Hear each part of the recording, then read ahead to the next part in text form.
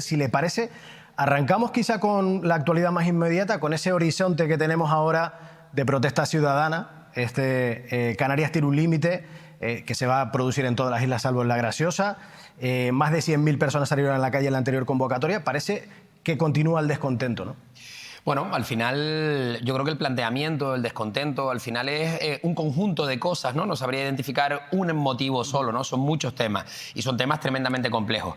Yo creo que ahí hay que decir que este gobierno de Canarias tenía claro cuando retoma y vuelve el presidente Fernando Clavijo que habían muchos temas sobre los que actuar de una manera urgente. Yo creo que al final este tipo de movimientos y de movilizaciones ciudadanas tienen que ser escuchadas, tienen que ser atendidas como puede ser de otra manera y nos tienen que ayudar a acelerar algunos procedimientos.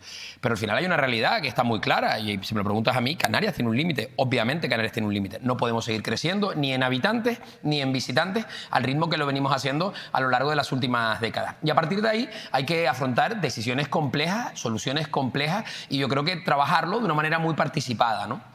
Es verdad que hablaba de que es un conjunto, pero es verdad que los convocantes hacen una enmienda casi a la totalidad, pero se centran fundamentalmente en el modelo turístico, en el precio de la vivienda. Me consta que su partido Coalición Canaria propone implantar una ecotasa en Tenerife.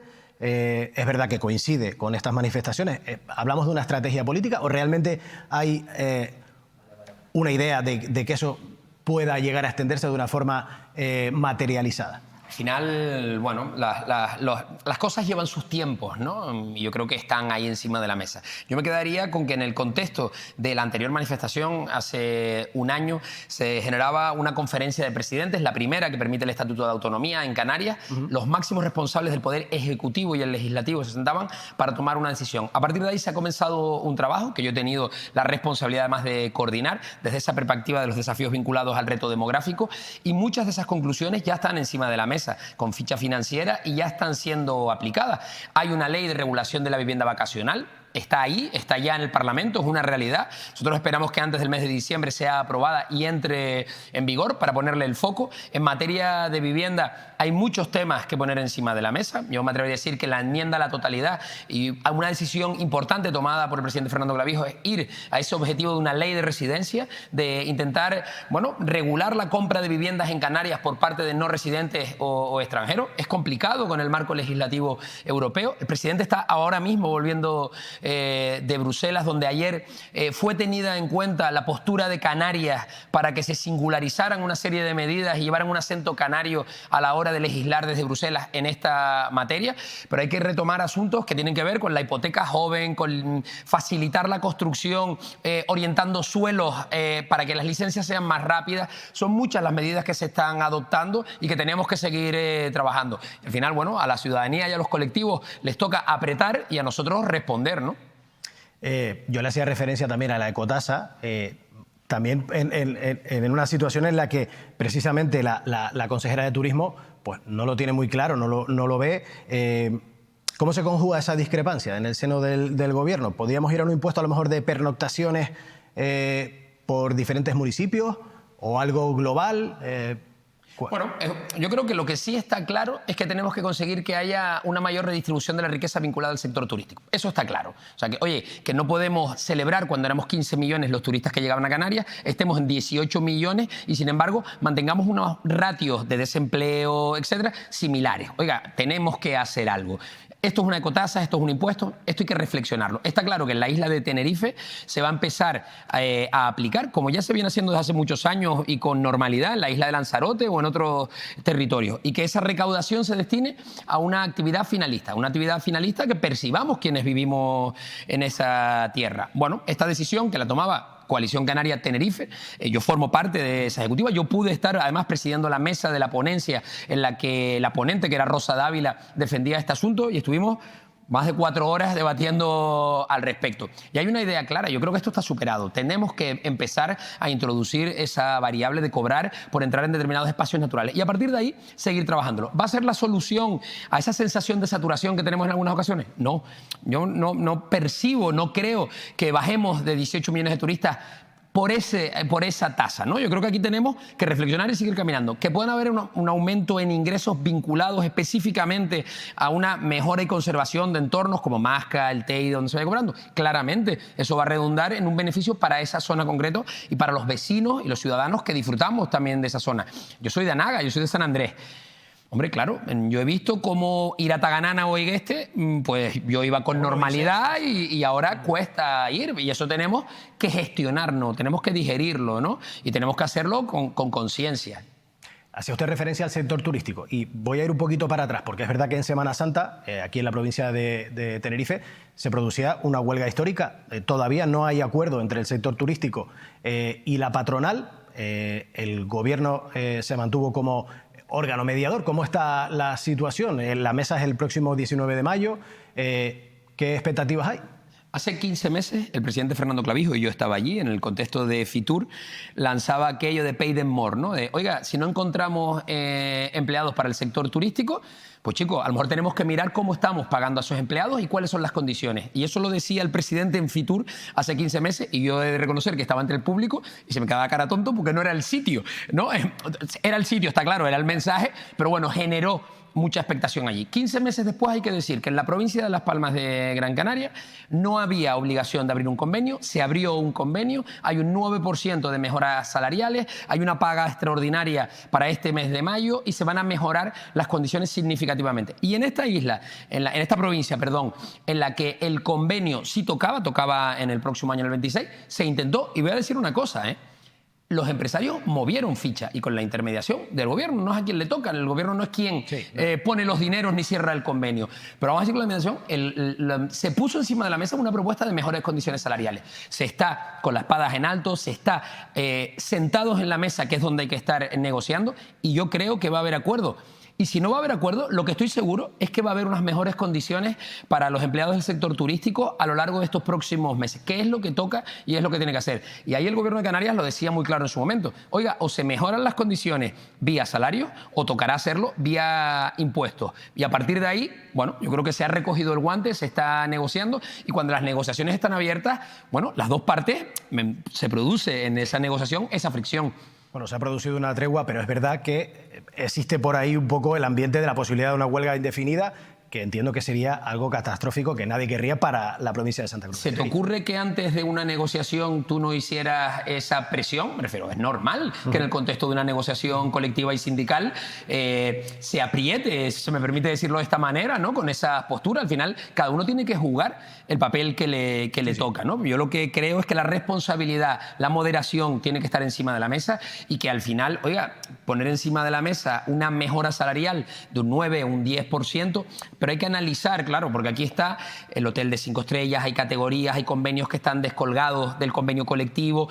Es un tema, insisto, yo sé que lo utilizo mucho, pero es que es un tema complejo, ¿no? Y es un tema que hay que dejarlo que lleve su tempo y que se lleve su ritmo, ¿no? Bueno, en cualquier caso, todos los que lleva su cartera son temas complejos, como el siguiente que le voy a proponer, que es el de la migración.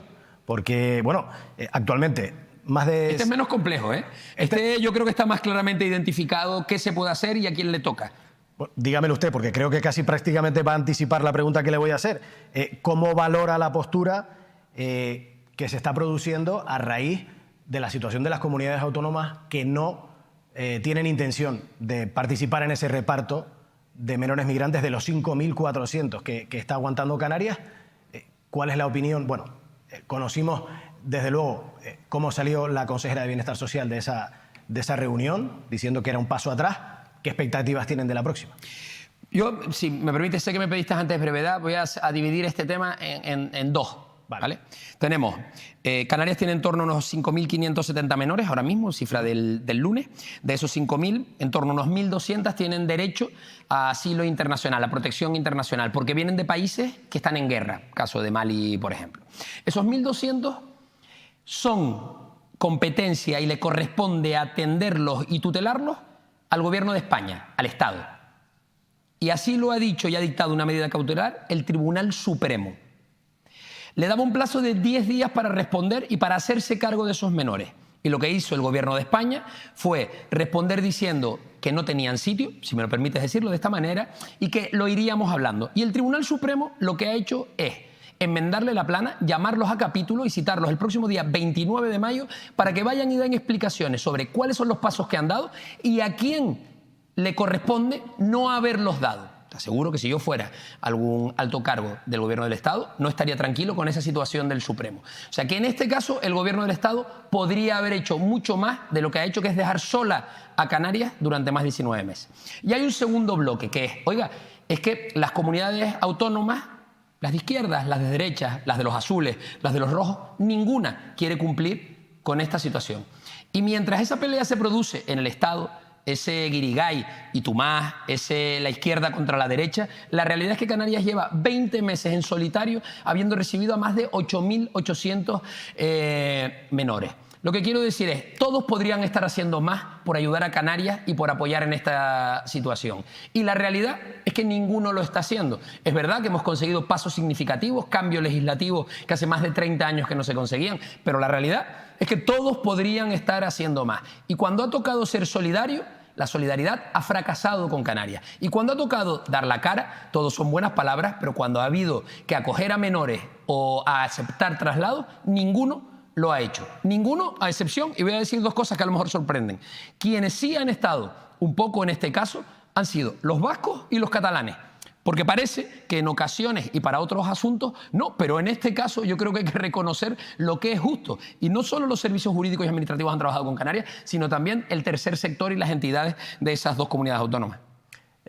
Bueno, esos partidos, esas comunidades autónomas representadas por partidos nacionalistas respectivas en su lugar. Usted hablaba de colores. En el caso de Cataluña, ¿no? Bueno, en el caso de Cataluña, el Partido Socialista. El Partido Socialista también. Usted hablaba de esos colores. En el caso, por ejemplo, de otras comunidades como Madrid, bueno, lleva el Partido Popular y no sé si ahí también entra en conflicto con el gobierno canario. ¿Cómo llevan bueno, el hecho de que compartan gobierno con ese partido y se estén viendo limitados precisamente porque otras comunidades del mismo color no tienen el mismo interés?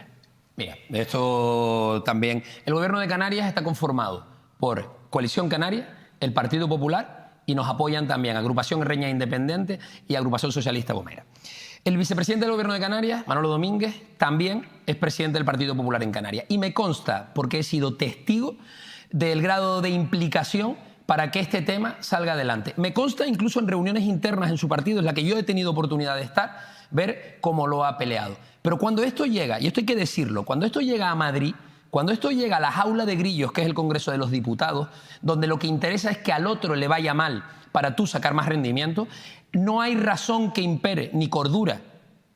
Y eso es lo que está boicoteando esta situación. Si tú puedes bloquear que vayan menores, porque así le metes el dedito en el ojo al gobierno de España, lo van a hacer. Y les va a dar igual que estemos hablando de niños y niñas. Muy cerquita de aquí donde estamos hay un centro para 350 menores. Lo que recomiendan todos los expertos es que los centros no tengan más de 20, 30, porque al final se parece más a otra cosa en vez de un centro de menores.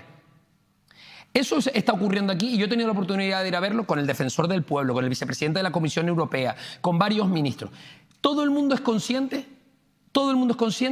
de la delicadeza del momento que estamos viviendo, de la saturación, de la falta de recursos, de profesionales y de que en ese contexto, cuando tú estás con 350 menores, puede pasar cualquier cosa, porque no lo controlas. Son niños y niñas en este caso, ¿no? Y ahí, cuando toca, no se ha estado con Canarias.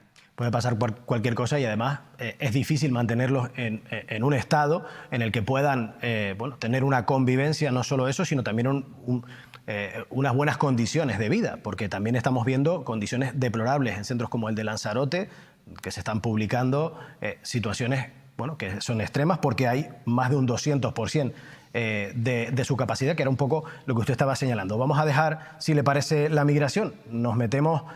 si le parece también en materia de sanidad, porque las listas de espera siguen siendo una preocupación para los ciudadanos. ¿Qué medidas se están implementando desde el Gobierno de Canarias para tratar de seguir descendiendo o de avanzar un poco en esa percepción que podemos tener de que la sanidad no camina del todo? Aquí hay tres bloques de medidas, claramente, ¿no? Hay unas que son económicas y es más dinero, más presupuesto para abordar este asunto. Yo creo que para mí una sorpresa, diría desagradable, cuando yo empiezo en el verano del 2023 en el gobierno, era mi primera ocasión en el gobierno, una sorpresa es cuando aparecen en torno a 500 millones de euros, vamos a decir, de facturas que estaban ahí en el ámbito sanitario y que no estaban en el presupuesto. Por lo tanto, hubo que abordarlas en un primer momento y presupuestarlas en el presupuesto del 2024. Eso permite planificar, y planificar permite atajar las listas de espera. Primera idea. La segunda idea tiene que ver, oye, tenemos que darle tranquilidad y estabilidad a los empleados públicos. Y esa es una segunda parte que hay que abordar de una manera muy clara. Pero hay una realidad. Hay un proceso de estabilización, hay un proceso de convocatorias de plazas, pero hay una realidad, insisto, y es faltan profesionales. Faltan profesionales, los médicos, las doctoras, no se da un botón, no, enfermeros, o sea, los diferentes profesionales. Oiga, hay que trabajar para que se pueda planificar de una mejor manera.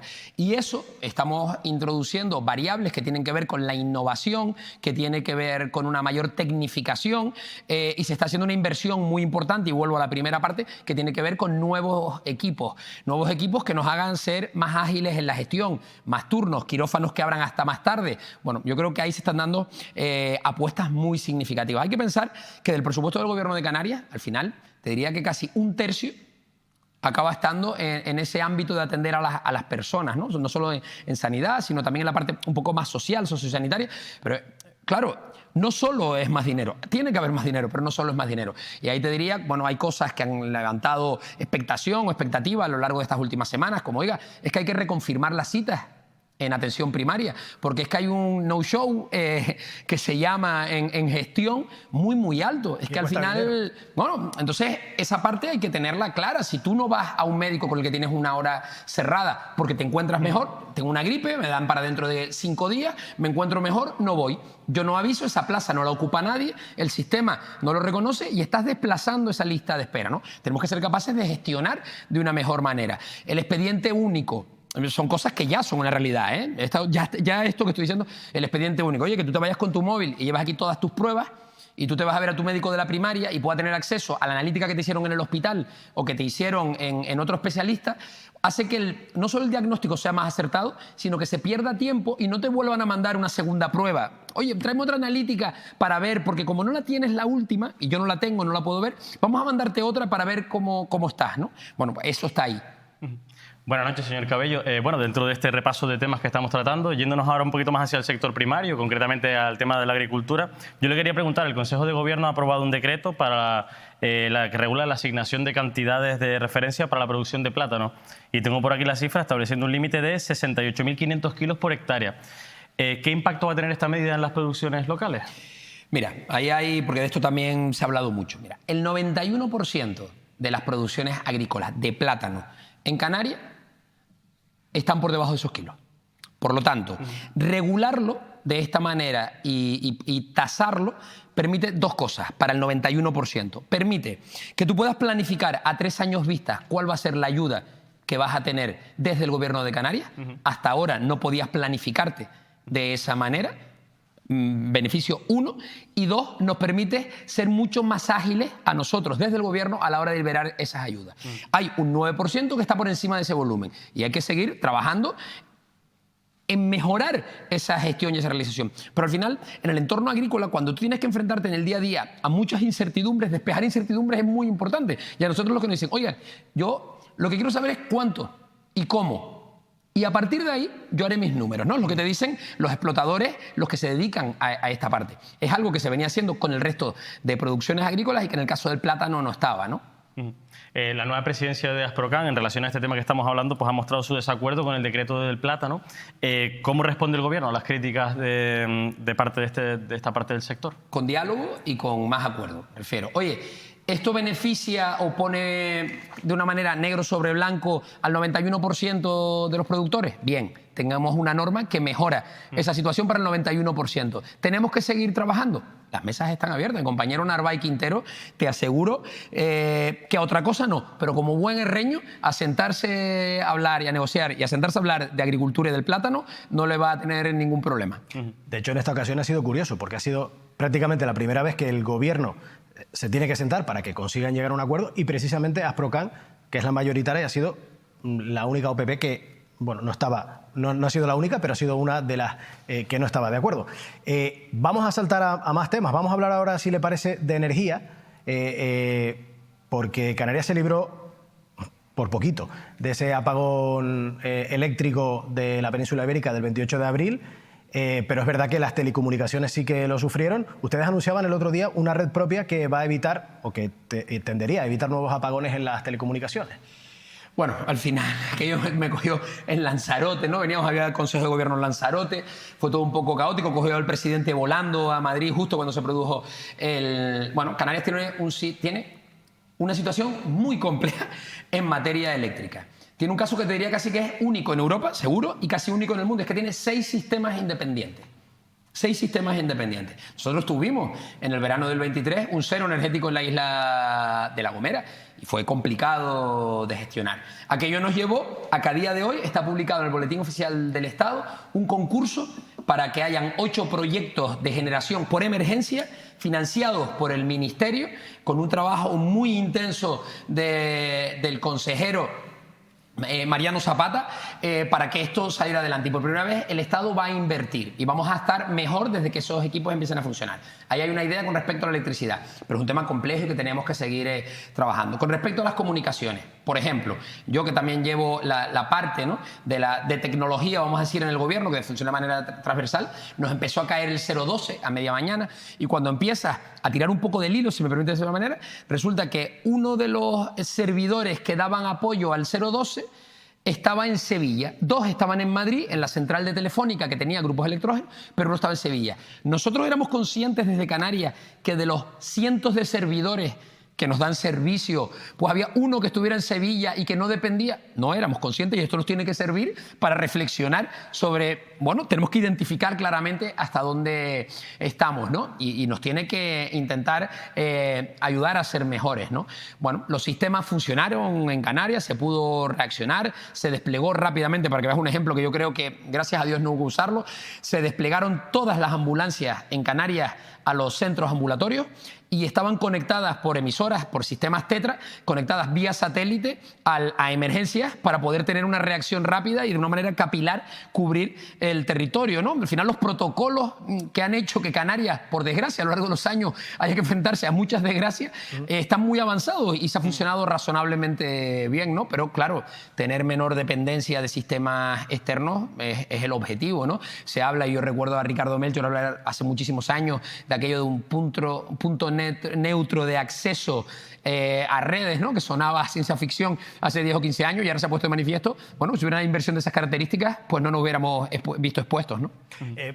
Retomando el tema energético y volviendo un poquito hacia atrás, es verdad que sí que ha habido también, después del apagón en la península, otros 3, incluso creo que uno el mismo día de hoy en La Palma, casi son 4 ya en apenas, pues empezó el día 1, estamos a día 15, en 2 semanas. Me consta que el gobierno, el Cabildo de La Palma, ha pedido una investigación que se solucione. Dice que es una situación estructural y grave. ¿Tienen ya una respuesta? ¿Se sabe exactamente qué es lo que está sucediendo en La Palma para que se estén dando tantos apagones y tan seguidos? Al final, bueno, tú lo has dicho, ¿no? Es una situación estructural y grave.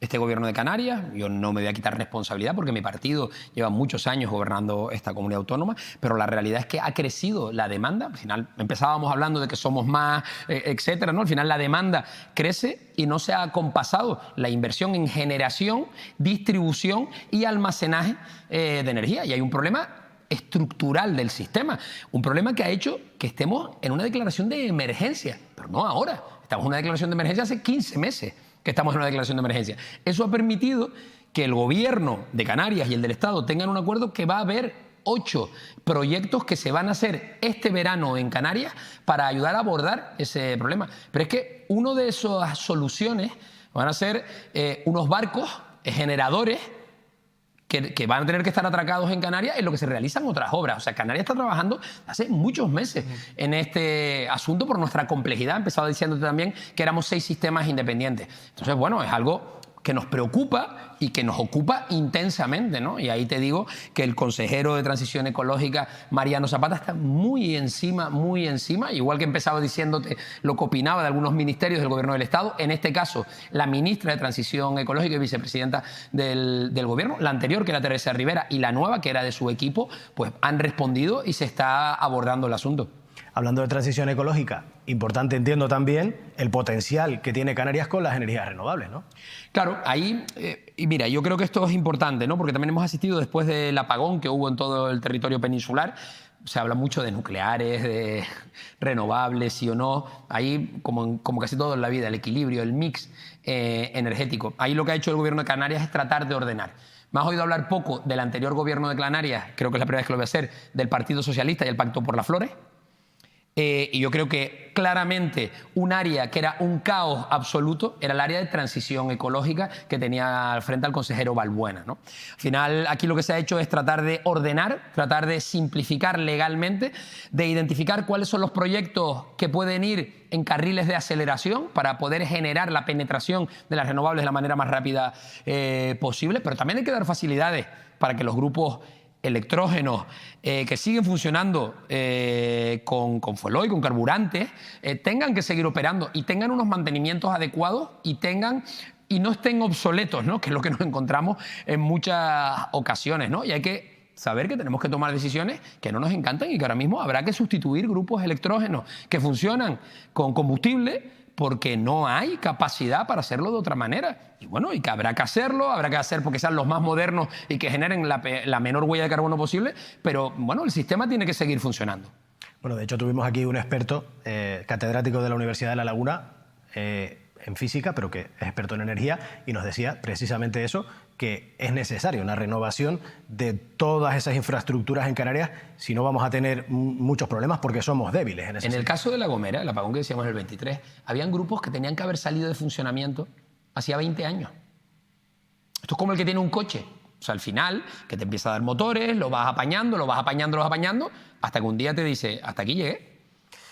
Bueno, esperemos que poco a poco y que precisamente como usted dice, ese mix de energía a través del plan estratégico que pueda tener la consejería pueda ir dando mejores resultados y podamos ir eludiendo estos sustos energéticos en todo caso.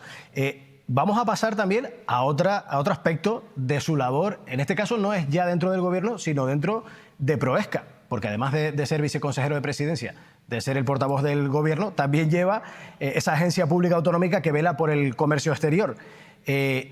Aquí le quiero preguntar por el tema de actualidad, esos vaivenes de los aranceles. ¿Cómo le afecta eso a Canarias? ¿Es una oportunidad? ¿Es una amenaza? ¿Era una gran amenaza cuando Trump estaba subiéndolos a 135?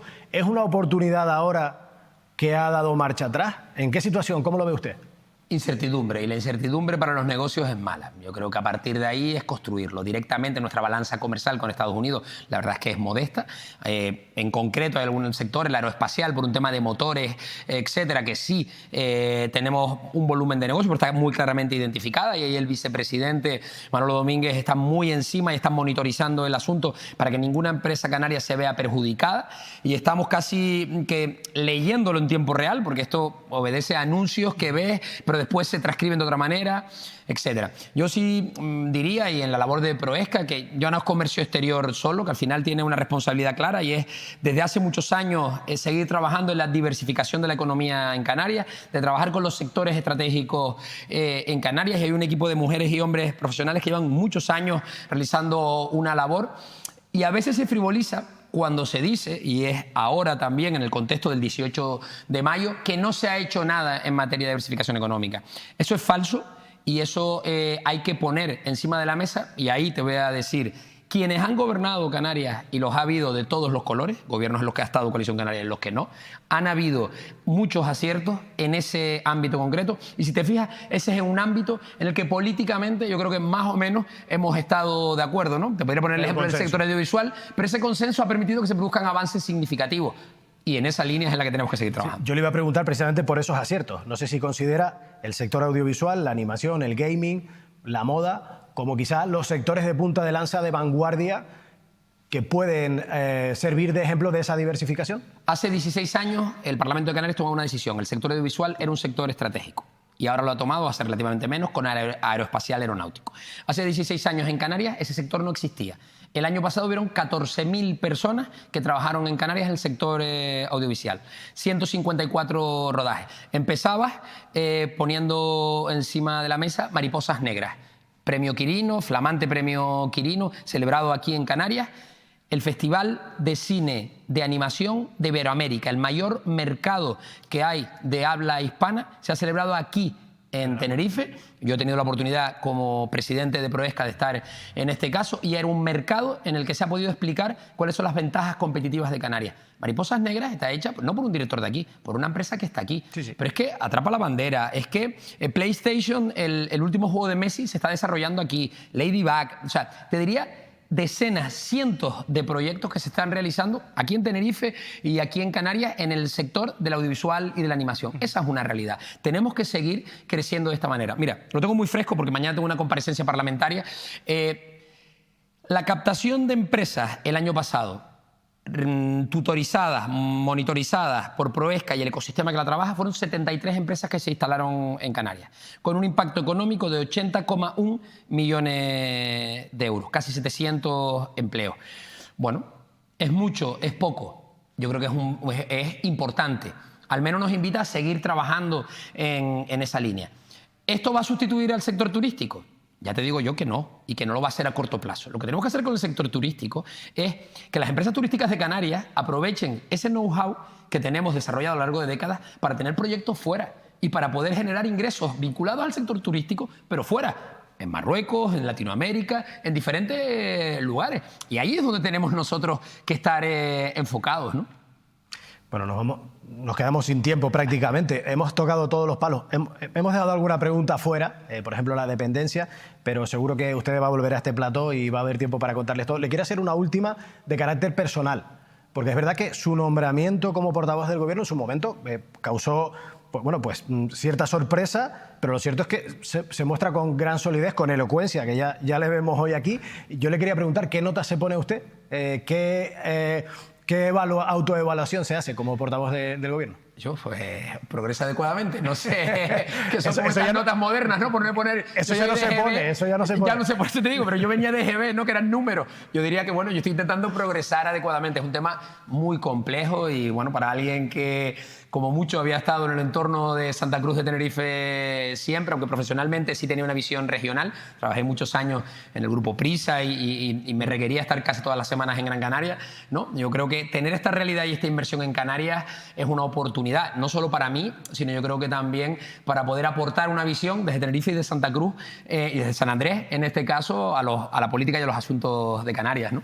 Bueno, le preguntaremos también a final de la legislatura, a ver cómo va evolucionando. Seguro que va a mejorar. Ahí las notas las ponen los ciudadanos, con los votos, las urnas, y ahí yo espero aprobar, es lo que espero, ¿no?